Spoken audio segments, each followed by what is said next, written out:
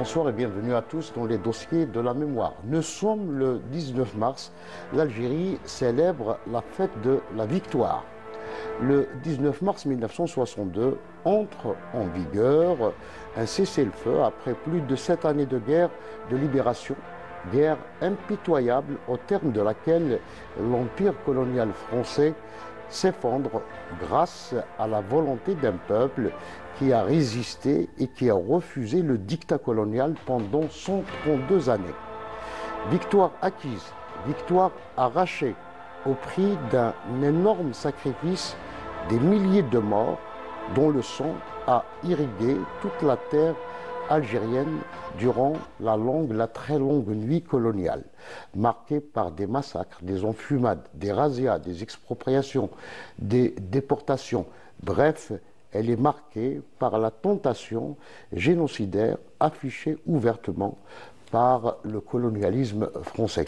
Pour revenir sur ce moment très important de notre histoire, j'ai le plaisir de recevoir aujourd'hui Madame Zoubida Mamria, scénariste et écrivaine. Madame Zoubida Mamria, bonsoir et bienvenue dans les dossiers de la mémoire.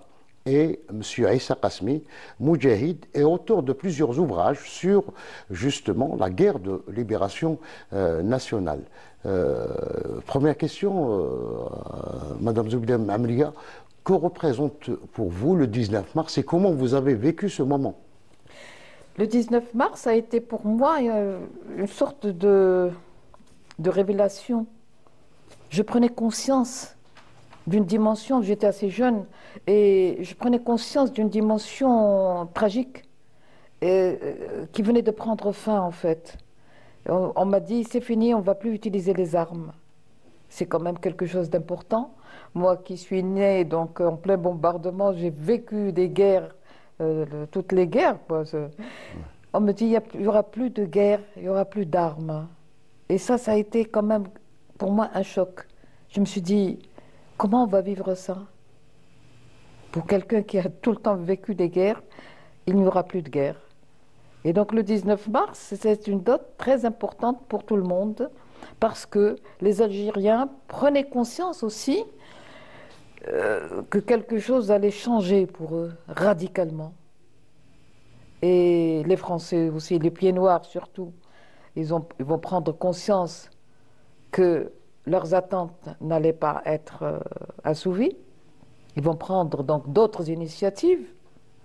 Et la France, elle, va essayer de sauver les pots cassés, c'est-à-dire ce qui reste de sa renommée de grande puissance. Le démantèlement de son empire a commencé déjà avec l'abandon des protectorats, l'abandon de l'Indochine, pour se concentrer sur l'Algérie. L'Indochine, elle a essuyé une défaite. La France a essuyé une défaite en Indochine. Eh bien oui, il fallait cesser toutes les autres guerres, tous les autres fronts, pour se concentrer sur l'Algérie, parce qu'ils croyaient toujours vaincre le FLN et l'ALN et toute la puissance révolutionnaire. Ils pensaient vraiment en arriver à bout. Et le contraire s'est produit parce qu'ils avaient pris conscience que jamais, jamais, la révolution n'allait céder. Et c'est quelque chose quand même de très important. Monsieur Aïssa Qasmi, en tant que moudjahid, comment vous avez vécu donc, le 19 mars 1962? Écoutez, franchement, c'était, je dirais, c'était la fin d'un cauchemar. La fin d'un cauchemar, et je crois que si la fête, si le 5 juillet 62, les populations algériennes étaient sorties, avaient manifesté, les femmes, les hommes, les enfants, c'était la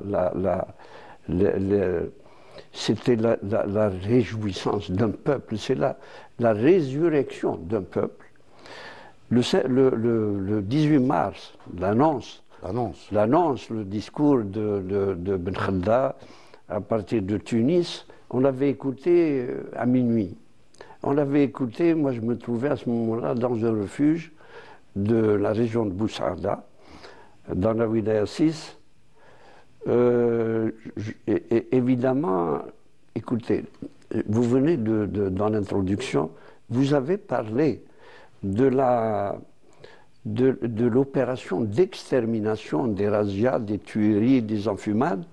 Et je crois qu'en se remémorant cette histoire, parce que dans mon esprit à moi, je crois que dans l'esprit de tous les moudjahidines, la confrontation entre l'Algérie, entre le peuple algérien et l'impérialisme français, le colonialisme français, ne s'est jamais interrompu, ne s'est jamais arrêté pendant 132 ans. D'ailleurs, je ne comprends pas jusqu'à aujourd'hui, je ne comprends pas pourquoi on s'arrête à 1,5 million de martyrs. Pourquoi on s'arrête à 1954 et 1962? C'est 132 ans de guerre, 132 ans de répression, de tuerie. Donc, s'arrêtait net l'armée française, la grande armée française, entre guillemets, l'armée impériale, qui a été battue militairement par les Vietnamiens, par le général Giap. Ils reviennent, ces militaires, en Algérie, pour se venger. Mais le peuple algérien, grâce à la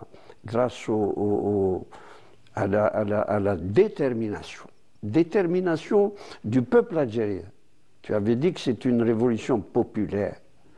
Le peuple algérien qui a porté sur ses épaules les moudjahidines dans les montagnes, dans les villes, un peu partout, et que cette armée française s'arrête net.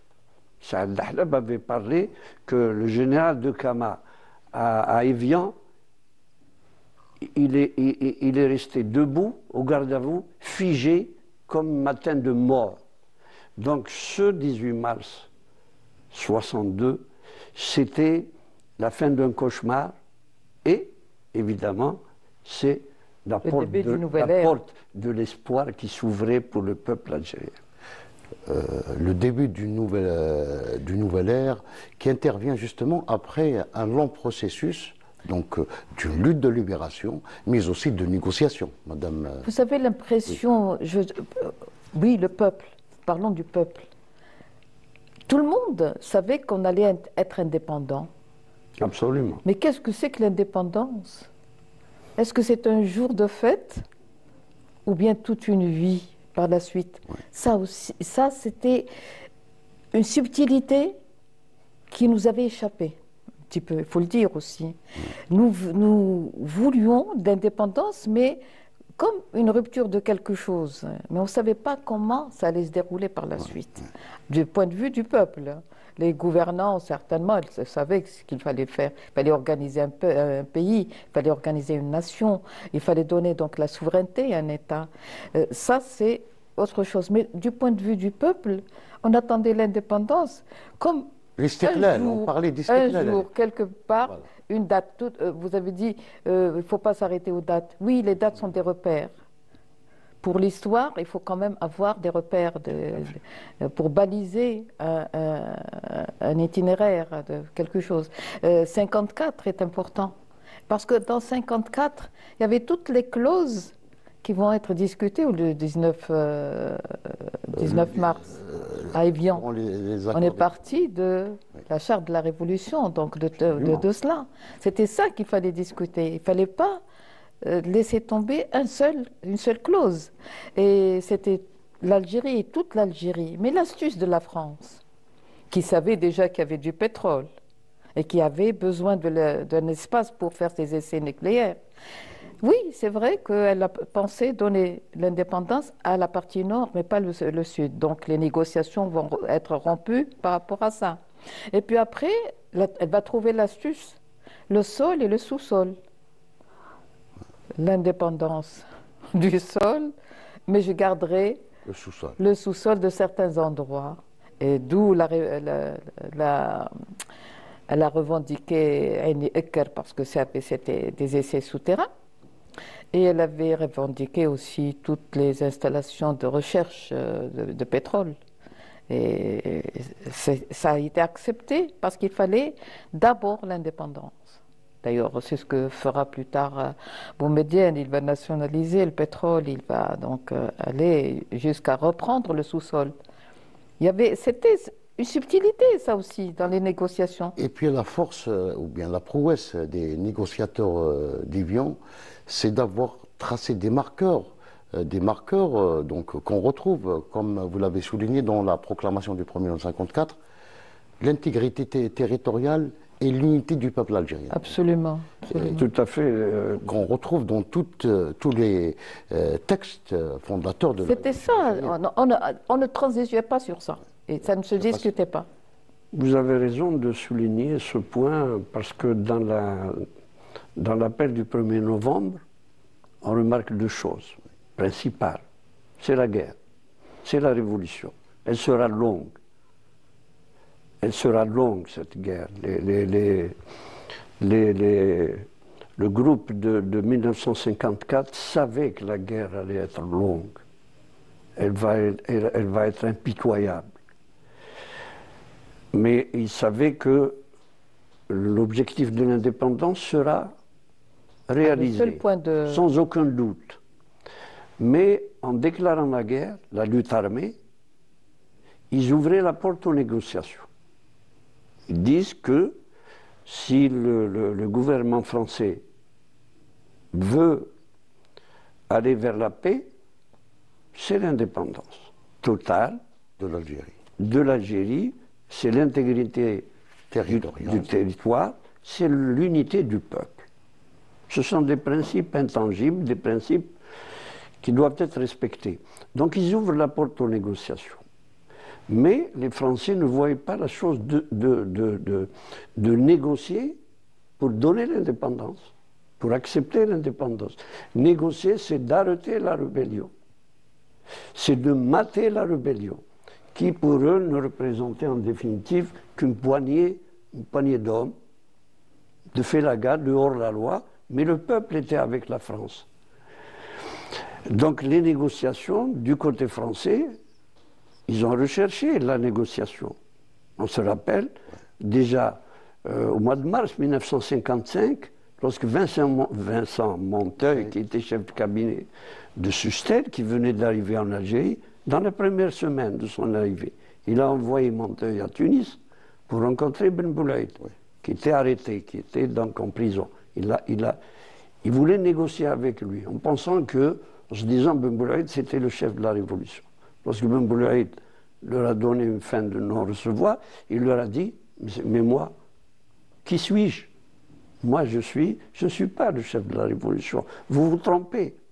La révolution n'a pas de chef. Le chef, c'est le peuple. C'est le peuple. C'est anonyme. Donc, les négociations, donc ils ont reçu 55, 56, le Caire, à Brioni, en Yougoslavie, un peu partout. Donc, ils ont cherché le contact. Mais le contact, c'est pour dire arrêtez la guerre. Arrêtez l'insurrection.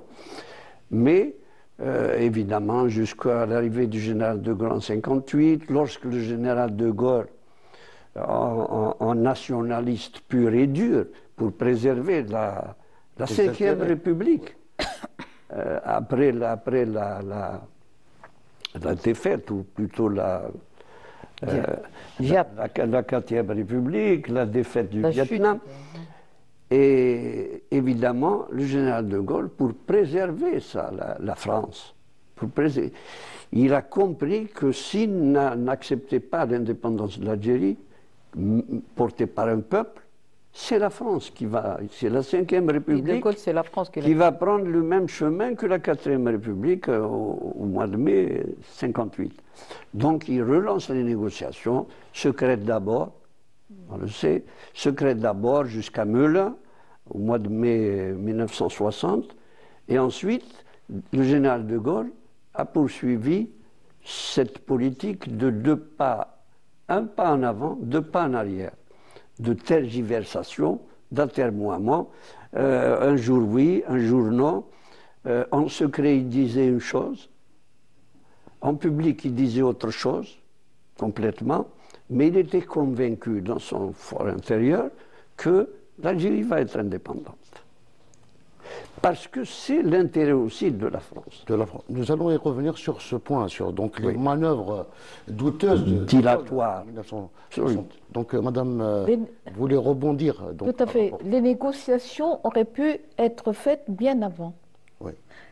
Il y a eu une tentative, mais on a détourné l'avion des 5. Et dirigeants là, il y a eu une vraie rupture, parce que les négociations n'ont jamais cessé, à vrai dire. On a essayé, d'abord, il faut reconnaître un vis-à-vis. Oui. Lequel vis-à-vis, c'était le gouvernement provisoire. GPRA, absolument. Il fallait le reconnaître, déjà. Mais tacitement, il savait qu'il y avait une organisation solide avec laquelle on pouvait négocier. On le savait, mais il fallait reconnaître. Et il ne voulait pas le reconnaître tout de suite. Il y a eu le détournement donc, des 5 de l'avion.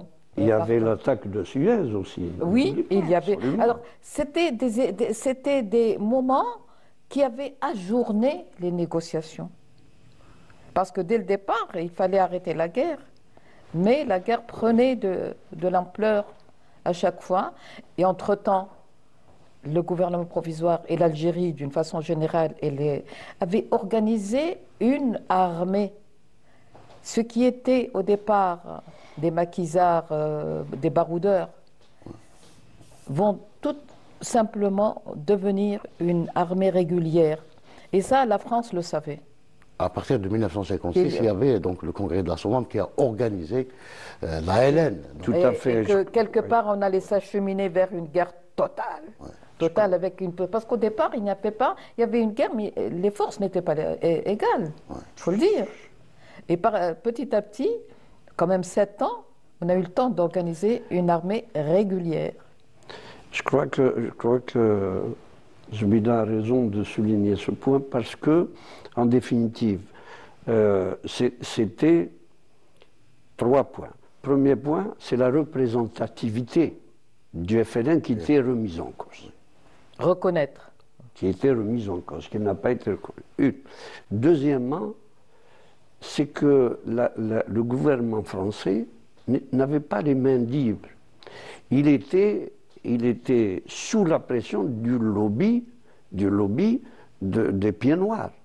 Donc les Français d'Algérie tenaient à avoir leur place à la table des négociations parce que, on l'a vu après, soit au mois de mai 58, ou après en arrivant vers les barricades, le putsch des généraux et l'OAS, on a vu qu'il avait pour objectif de transformer l'Algérie en Rhodésie. Cela veut dire constituer un État indépendant de la France, dirigé par les peaux noirs, et continuer à exploiter les Arabes. Qu'ils appelaient les Arabes musulmans. Mais ils voulaient se constituer comme force. Tout à fait. Et puis ils estimaient que l'Algérie leur appartenait, tout simplement. Alors, De Gaulle, après avoir, à partir donc de 59, lancé une guerre totale contre la LN. Oui, absolument. Et en même temps, il invite donc à des négociations qui vont dans le sens de la France, parce que son projet, c'était d'instaurer une république indépendante dans le cadre d'une dépendance avec la France. Donc c'est ça le... C'était dit, le sol et le sous-sol. Donc. C'est ça le... C'est ce qu'il avait réussi un petit peu avec nos voisins, si on veut dire, parce que je crois que le général de Gaulle, à partir d'ailleurs, dès 1955, il avait fait des déclarations à ses amis en disant que de toutes les façons, il avait parlé avec Amrouche, Mouhoub Amrouche, et avec Edmond Michelin et tous les autres, en leur disant que de toutes les façons, l'Algérie sera indépendante. Sera indépendante parce que c'était dans l'intérêt de la France. Dans l'intérêt de la France. Mais ce problème des pieds noirs, et ensuite de la représentativité, parce qu'il y avait aussi... il voulait créer une troisième force. Une troisième force pour équilibrer donc les négociations, mais il a pris la décision à partir de son retour au pouvoir, c'est de c'est d'anéantir l'ALN. Donc l'opération Jumelle, le général de Gaulle est venu jusqu'à Akbou. Il est venu au col de Chlata. Bravo. Au col de Chlata où il a déclaré, dans le mess des officiers, il a dit, moi, général de Gaulle, vivant, le drapeau du FLN ne se lèvera jamais sur le ciel de l'Algérie. C'est écrit. Ouais. Oh, c'est vrai que le rouleau compresseur de l'armée française, à travers les Aurès, la Kabylie, le Warsenis, dans la wilaya 5, un peu partout, la wilaya 4, ils ont réussi, dans la wilaya 3, que je connais très bien, dans la wilaya 3, sur 12 000 maquisards, en 1959, au début, mois de juillet, c'est 22 juillet 1959 qu'a commencé l'opération Jumelle. Après l'opération Jumelle, au mois de février, 58, 60. Plutôt 60, au mois de février 60, de juillet à 60, il n'en restait que 4000. Avec le 19 mars, une autre situation allait s'installer. C'est la terreur. L'OAS va installer un climat de terreur. Alors, comment nous avons reçu ça? Moi, je me rappelle le tintamarre de casserole. Oui. C'était quelque chose qui perturbait tout le monde. Pourtant, c'était des coups de fourchette sur des casseroles. Mais on savait que c'était une volonté de nuire à travers ce tintamarre. Et là, l'OAS, comment ils allaient agir? Ils allaient agir, ils n'avaient pas d'armée, mais ils vont constituer des commandos, comme des escadrons de la mort. Oui, oui. Et ces gens-là, ils allaient agir vite et bien, et ils allaient prendre comme modèle la mer Rouge, le système de la mer Rouge. Oui. Ils avaient deux concepts, c'était Homo et Arma, détruire l'homme et détruire l'arme. Et c'était leur objectif. Détruire l'homme comment? C'était à bout portant. C'était les plastiques. On plastifiait des établissements, des maisons, tout. Et on tuait à bout portant. Mouloud Feraoun est mort comme ça. Oui. Avec ses amis, c'est un commando qui est allé sur les lieux de travail, à Châteauneuf, à Ben Aknoun. Ils les ont sortis, ils les ont alignés devant le mur et ils les ont tués comme ça. C'était le 15 mai, après la signature justement des accords d'Évian, l'OAS va donc réagir. Instaurer. C'est une réaction. La politique de la terreur. Instaurer un climat de terreur. Une stratégie de désespoir en fin de compte. Hein, je crois que c'est vrai que on a sauté un petit peu sur le sujet parce que beaucoup de choses pourraient être dites bien avant l'arrivée de l'OAS, parce que l'OAS, en définitive, il a été dit, c'est l'ancêtre de l'OAS, c'est le SDEC. Oui. Le SDEC, connivence de l'armée, de la police, les pieds noirs, voilà, des militaires, mais des généraux, je me rappelle d'un journaliste américain qui était venu appelé par l'armée française, pour lui, moi, Joe Craft, Joe Craft, qui était venu, et le général Salon, quand il l'a reçu, à la place Émir Abdelkader, il l'a reçu, il lui a dit, écoutez, vous les Américains, vous nous reprochez de l'Algérie, mais l'Algérie n'existe pas. L'Algérie n'existe pas. Ici, c'est la France, c'est 3 départements français. Sauf que, vous connaissez Paris. C'est important. Il lui dit, Paris est traversé par la Seine. Vous le savez. La France, en tant que territoire, est traversée par la mer Méditerranée. Elle sépare le nord de la France et le sud. Mais ici, c'est le sud de la France. Il n'y a pas d'Algérie. Cela veut, dans leur conception de la colonisation, c'est fini, l'Algérie est effacée, il n'existe pas de peuple algérien. Donc, je dirais seulement, lorsque le général de Gaulle a compris, à partir de... Je vous ai compris. Il avait dit, je vous ai compris. À partir le tournant, c'est... Parce que je maintiens mon idée, c'est la victoire d'un peuple. Décembre 60. Voilà. Bravo. Décembre 60, parce qu'en définitive, il faut dire une chose, tu avais insisté, Zouila a insisté sur le peuple, sur le rôle du peuple, la position du peuple, que les Français n'ont jamais voulu reconnaître que c'était le peuple. Le général Aïuré, tu vois, d'un sujet à l'autre, le général Aïuré, qui était commandant-chef de l'armée française, il se rend à Annaba, au Djebel de Doug. Doug, voilà. On lui a réuni la population pour leur faire un discours. Bien sûr, ramener Manu Militari, d'office. Il fait un discours, c'était la pacification. La pacification, donc c'était un projet qui tenait à cœur au général de Gaulle. Il leur fait un discours et puis il était content, il a été applaudi, gentiment. Lorsqu'il a terminé, ils sont retournés au bureau. Le capitaine qui avait ameuté cette population dit mon général, vous avez vu toute cette population? Bien oui, c'est la pacification. Donc on a réussi à ramener la population vers nous. Il lui a dit, ben, toute cette population, femmes, enfants et hommes, sont des félagas. Ils sortent d'ici, ils sont en relation avec les félagas, et c'est eux qui les renseignent et tout cela.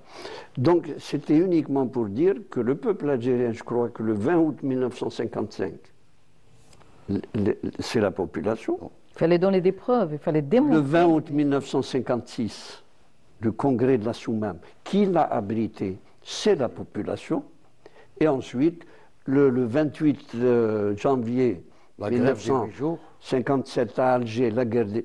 Et puis ensuite vient le 11 décembre 60, le 11 décembre 60, le 5 juillet 61, 17 octobre 61, là-bas sous les fenêtres de l'Élysée, et ensuite vient le 27. Nous sommes aujourd'hui le 27. 27 février 1962, c'est à Ouargla. À Ouargla, lorsque le général de Gaulle avait envoyé Max le Jeune sur place avec dans sa valise Hamza Boubkar pour créer pour organiser le Sahara, dire que les populations sahariennes et ces manifestations, ils ont occupé le terrain de l'aéroport de Ouargla. Et la délégation ramenée par Max le Jeune, avec des journalistes français et étrangers, n'a pas pu atterrir. Parce que le terrain était occupé par la population. Il y a eu des morts, Donc cette population, ce peuple algérien, c'est, qu'on le veuille ou non, c'est une révolution populaire, qui n'avait même pas de leader. Et il faut le souligner, c'est peut-être l'unique révolution au monde qui n'avait pas de leader unique. Voilà. Par contre, la France, vis-à-vis du peuple ou de la nation algérienne, avait un autre comportement, une autre vision. Elle avait tout simplement, elle refusait l'existence. Elle a toujours refusé l'existence du peuple, puisqu'elle nous appelait des indigènes et que nous allions d'une façon ou d'une d'autre disparaître, puisqu'elle avait un projet génocidaire. Ça se manifeste de différentes façons.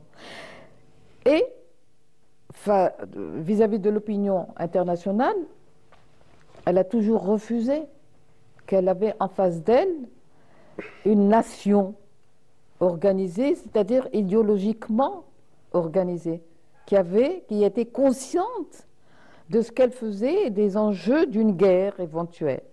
Donc cette nation, la France, l'a toujours niée, comme elle a nié le peuple avant, en l'appelant indigène et en essayant de l'éliminer complètement. Cette façon de faire, elle la maintient.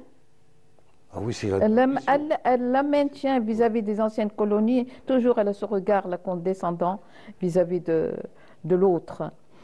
Et les fameuses dates que M. Kassimi vient de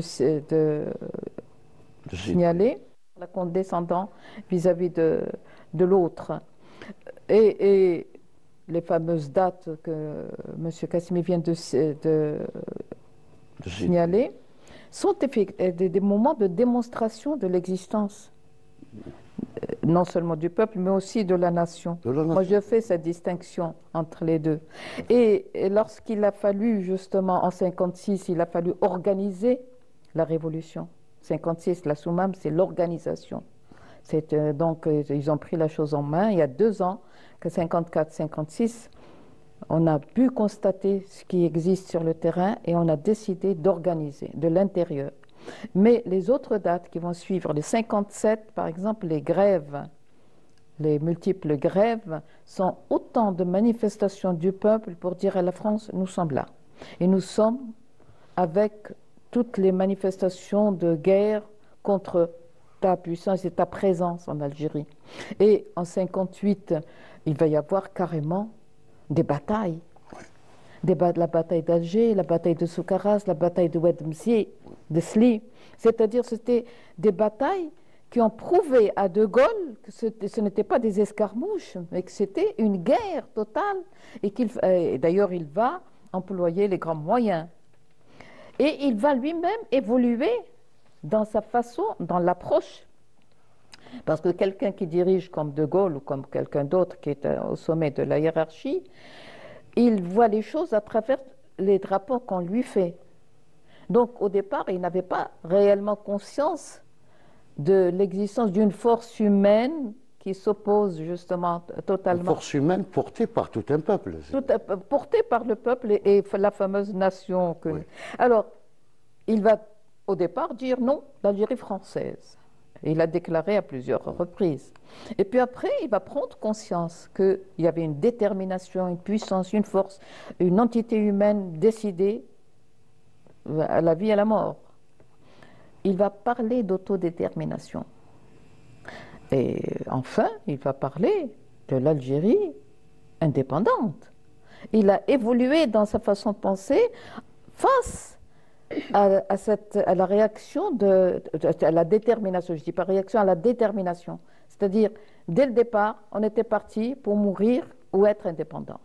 Donc, ça va être négocié le 19 mars, c'est tout ou rien. Et on n'allait pas laisser passer quelque chose comme ça. L'astuce de la France, c'est justement cette notion de sol et sous-sol. C'est ça que, quelque part, la ruse qu'elle a trouvée pour un petit peu sauver les honneurs de la France. Mais De Gaulle, lui, a compris le message du peuple et de la nation. Et puis, M. Kassimi, tout à l'heure, a souligné le fait que la France n'a jamais reconnu la représentativité du FLN, ni le GPRA. Il a fallu la reconnaître à la France. La France n'a jamais reconnu le GPRA. Jusqu'à l'indépendance. Ils n'ont jamais reconnu. Pour les négociations, il fallait la reconnaître. C'était la seule représentation. Mais ils ont reconnu le Front de Libération, mais jamais le GPRA. Jamais. Même C'était des membres du GPRA quand même. Oui, avec Lamine Debarine, avec Taïb El-Harouf, avec Ben Tombal, avec Sadiq Ben Yahya, Reda Houhou, شكون الآخر ثاني؟ كريم بالقاسم. C'était le vis-à-vis, lui, de Jox. C'était donc quelque chose de très important. C'est pas. Pardon. Si tu permets, je crois que, en parlant d'autodétermination, il faut dire que le général de Gaulle, avec le plan de Constantine et tous les astuces ou le programme qu'il avait présenté dans le cadre de la pacification pour gagner le peuple algérien vers la France et isoler le FLN. Le peuple s'est exprimé non pas par la parole, non pas par un bulletin de vote, mais par la guerre. le soutien du FLN et de l'ALN par le peuple était une forme de détermination, d'autodétermination plutôt, indiscutable. Donc c'est absurde que le général de Gaulle, nous allons consulter le peuple algérien, qu'est-ce qu'il veut? Malgré ça, le FLN, convaincu que le peuple voulait l'indépendance, parce qu'il y a eu un débat au sein du FLN, au sein du GPRA, en disant mais de Gaulle, il nous dit on consulte le peuple. Est-ce qu'on va accepter ou non? On dit pourquoi? Il y avait quelqu'un qui leur dit pourquoi? Est-ce qu'on doute? Est-ce que nous doutons que le peuple va choisir la France ou il va choisir l'indépendance? Il n'y a pas de doute, du tout. Ben on accepte, parce que de Gaulle, il cherche à manœuvrer comme toujours. Voilà, mais je crois que la détermination, le courage, la persévérance, je dis la témérité des hommes de l'ALN, de nos combattants, de nos moudjahidines, de nos femmes, de nos enfants, dans les montagnes, dans les villes. Ils ont dit, dans les manifestations du 11 décembre, dans celle du 5 juillet 1961, ils l'ont dit, nous sommes prêts à continuer la guerre jusqu'à l'indépendance totale. Ce qui veut dire que les négociateurs d'Évian, ils avaient le mandat du peuple. Ils avaient le mandat du peuple au point... Pardon, si tu permets. Le peuple, il fallait quand même autre chose pour le peuple. Lorsque Karim Brasma a été à l'ONU, où il avait rencontré Khrouchtchev à ce moment, il a fait cette déclaration juste après les manifestations du 11 décembre. Il a dit que les clameurs de Bellecour, la voix du peuple de Bellecour, le Bellecour et de l'Algérie, ont retenti au palais de Manhattan.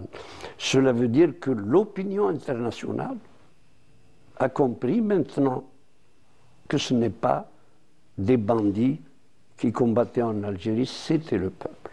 Mais pour avoir justement l'aval du peuple, il y a une seule façon de faire, c'est le vote, l'urne. Et là, les décisions d'Évian doivent prendre forme à travers un référendum qui va être organisé. Et je me rappelle, à cette époque, la plupart des gens n'avaient pas de carte d'identité. Et il a fallu imposer à tout le monde de faire la carte d'identité. Il fallait quand même avoir la carte d'identité pour aller voter. C'était des voix qu'on allait ajouter. Et c'est ça qui va être la preuve que le peuple était d'accord. Ce référendum, je sais que les anciens moudjahides c'était eux qui se sont chargés de le préparer dans des conditions terribles, dans la terreur.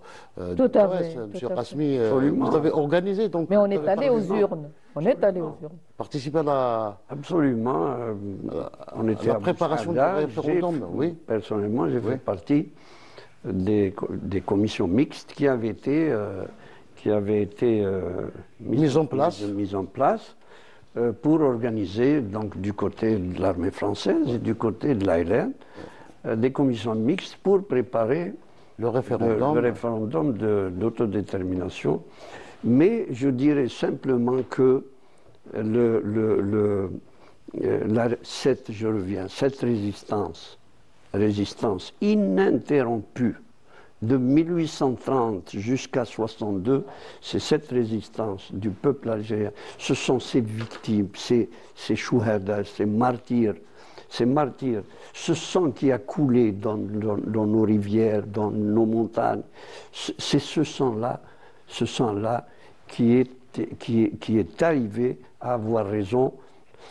Donc ce peuple algérien, c'est ce peuple-là qui vive le peuple.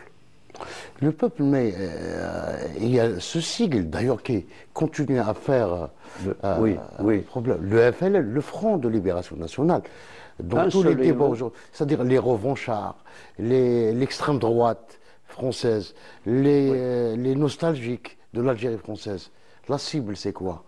jusqu'à aujourd'hui, on cible encore le Front de Libération Nationale. C'est-à-dire ils veulent une revanche. Parce que je pense qu'ils s'inscrivent dans un esprit revanchard contre le Front de Libération Nationale. On est allé aux négociations, absolument. On est allé aux négociations en rang serré. Et ces rangs serrés, c'était le FLN.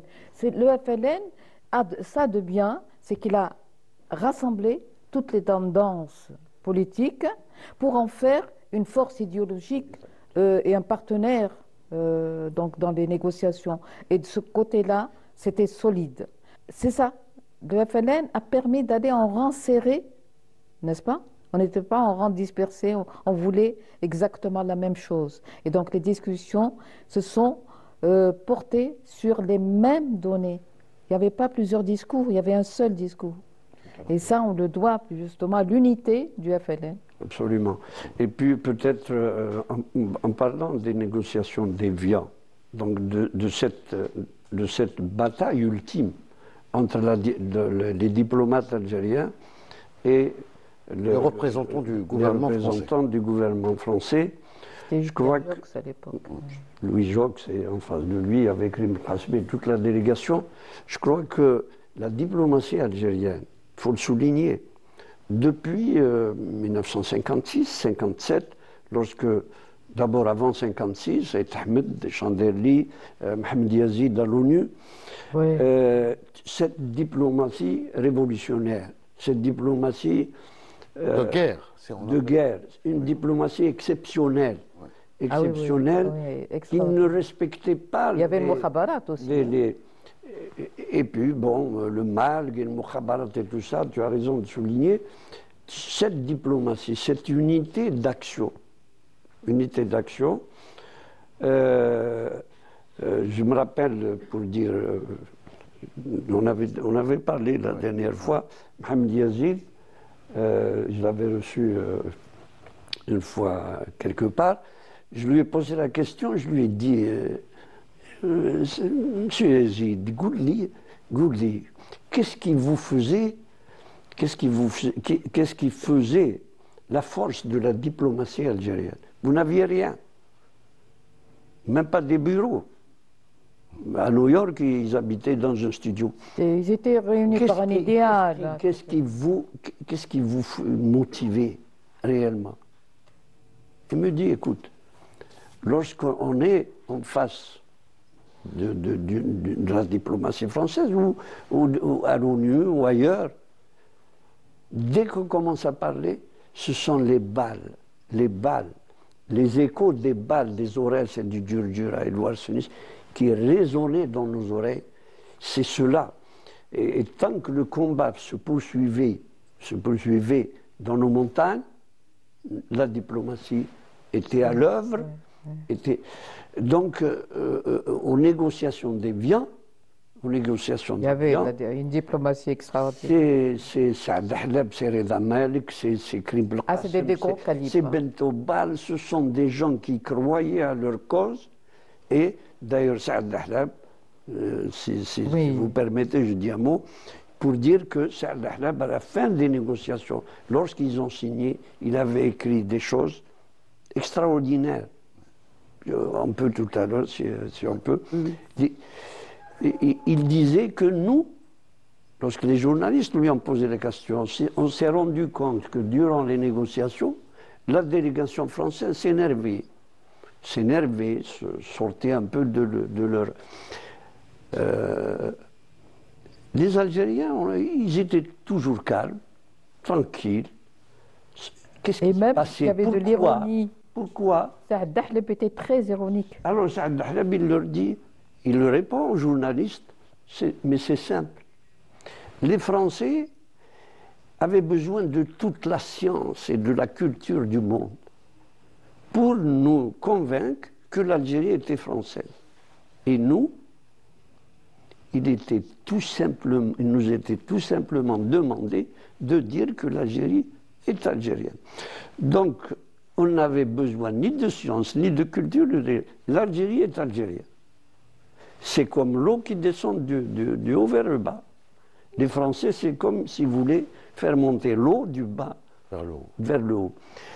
Donc, cette diplomatie, il faut lui rendre hommage, effectivement. Et donc, c'était un tout. Et je crois que le mérite du FLN, du GPRA, des hommes de la Révolution, leur mérite, l'un de leurs mérites, c'est le génie. Mais l'un de leurs mérites, il me semble, c'est que durant toute la Révolution, Zoubida a dit tout à l'heure, depuis 1954, il y a eu des différends, il y a eu des conflits, il y a eu des mésententes. Et le même idéal. Mais ils ont mis de côté tous les différends, tous les désaccords, toutes les différences de point de vue pour se fixer sur un seul objectif, c'est l'indépendance de l'Algérie. Point final. Et donc, quand on a justement un seul idéal et un même discours, on ne peut pas se disperser. On ne peut pas. Tout le monde avait la même sensibilité politique finalement, c'était pour servir l'indépendance. Notre diplomatie, c'était des gens issus du peuple, mais convaincus. Ils portaient en eux la flamme et la force du peuple. Ils savaient qu'ils avaient derrière eux tout un peuple qui les soutenait. Ça, ils le savaient. Et quand on écoutait la radio avec la voix de comment il s'appelle notre Haïssem Saoudi. Haïssem Saoudi. Non, c'est Haïssem Saoudi. Mais c'était quelque chose qui galvanisait les esprits. Le peuple était là et attendait ce moment parce que c'était des échanges, une communication par les sentiments, par les idées, et on se faisait confiance. Oui. La confiance régnait. On croyait, cette délégation qui partait, c'était pour nous des dieux, c'était pour nous des personnalités extraordinaires, presque surhumaines, presque surnaturelles. C'était ma vision. Moi, je suivais ça avec cette vision des choses. J'attendais d'eux des messages extraordinaires. Et ils ont rempli leur tâche. Parce que toutes les négociations, il n'y en a pas une seule, il y en a plusieurs. C'était un processus. Et toutes les négociations, ils avaient en face d'eux un rang serré. Il n'y avait pas de...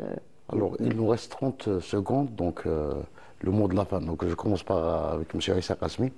En ce jour de fête de victoire, donc on célèbre la victoire dans un contexte où l'Algérie est encore une fois ciblée. Oui, je crois que moi, dans mon esprit, je dis une chose, que nous, les enfants de l'Algérie, d'aujourd'hui et de demain, et d'après-demain, peuvent se dire que nous sommes chanceux. Nous sommes chanceux. Pourquoi je dis cela? Parce que nous avons hérité de nos ancêtres, lointains, de nos aïeux. Nous avons hérité de nos pères et de nos grands-pères. Nous avons hérité quoi? Nous avons hérité des gloires. Nous avons hérité de l'héroïsme. Nous avons hérité un patrimoine qui nous donne de la fierté, et qui nous donne des forces pour aller de l'avant et construire notre pays sans écouter ce qui se dit à gauche et à droite. Ça, c'est au contraire de ceux qui actuellement mènent une campagne, rebattent,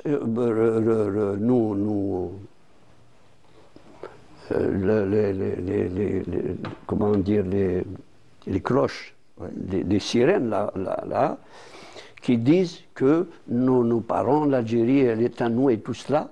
Ceux-là, ils ont hérité quoi?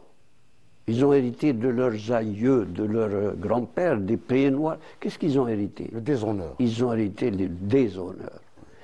L'art ou le madhilla, أنا المفروض في تصوري كمجاهد عندما الفرنساويين تاع اليوم هذو اللي راهم يتكلموا عندما يتلاقاو مع الجزائريين يهبطوا راسهم. Ils ont du respect. يهبطوا راسهم. قالوا oui. Voilà. Je crois que c'est la conclusion. Voilà, le monde Oui, comme a dit mon ami, nous avons vécu la guerre de révolution et nous avions un idéal. L'idéal, c'est d'être libre. De liberté. D'être libre et d'avoir une personnalité algérienne. J'aimerais, moi, pour la jeunesse et l'avenir, que les jeunes aient pas le même idéal pour la guerre, mais un idéal d'amour pour leur pays et d'être fiers d'être algérien. Parce que être algérien, c'est pas rien. On a acquis ça par la force. On l'a arraché. Être algérien, on ne l'était pas avant. La France nous a refusé cela. Et on l'a arraché. Maintenant, je dis aux jeunes, vous êtes algériens. Et c'est un idéal. Il faut fonctionner avec cet idéal, que être algérien est un très très grand honneur. Voilà, ça sera le mot de la fin. Je tiens à vous remercier vivement, Madame Zoubida Mahamieh. Je rappelle que vous êtes scénariste et écrivaine. Et je tiens à vous remercier vivement également, M. Issa Qasmi. Vous êtes moudjahid, mais surtout auteur de plusieurs ouvrages. Vous travaillez pour la préservation, tous les deux d'ailleurs, de cette mémoire algérienne. Je tiens à remercier également toute l'équipe technique du Studio 7 qui m'a aidé à préparer cette émission. Excellente soirée et à bientôt.